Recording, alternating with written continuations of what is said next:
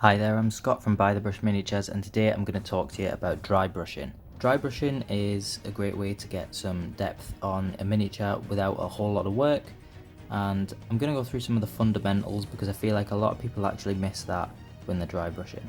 Now I recommend using an actual purpose-built dry brush for this, but you can in theory use any brush, just sort of like a thicker sort of brush. Flat ends usually works better.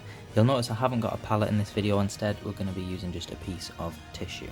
Dry brushing works with most kinds of paints, so what we're going to do is we're just going to use this Calgar blue. I'm just going to do an example on Brother Rouse here for us. To get a bit on the brush, you've got to really make sure that you are sort of loading up the brush. You can wipe away some excess, but make sure that you're not actually wiping away so much so you're not going to have enough to work into the bristles. So you're going to get the tissue, just work it in until there's almost no paint left on the bristles. Now what we're going to do is a quick dry brush on the backpack and see some of that depth that we can create. So I've done a relatively heavy dry brush. You can see it's missed all of the areas where there hasn't been any paint, because what we've done is all the recesses have remained white.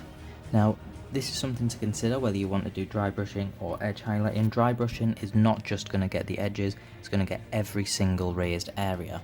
On something like this it's a bit smooth, so it is going to catch a lot more than something that has a lot more rigid edges. In our videos you'll hear us talking about heavy, light and medium dry brushes, and what that's referring to is two things. The first thing is how much paint you leave in the brush, and the second thing is how hard you press down when you're dry brushing. A lot of people are often too gentle with the dry brush and they do things like this where they're sort of just stroking the miniature really, but really you do want to actually work it in and really go quite hard when you're doing the dry brushing.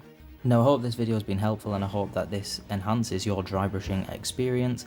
Now please leave a like and subscribe if you enjoyed. You can also follow us on Instagram and Patreon, where we'd obviously appreciate a lot of support, and you can also join our open Discord server now, which is open for everyone to join, and the link will be in the description. And with that said, I'll see you later.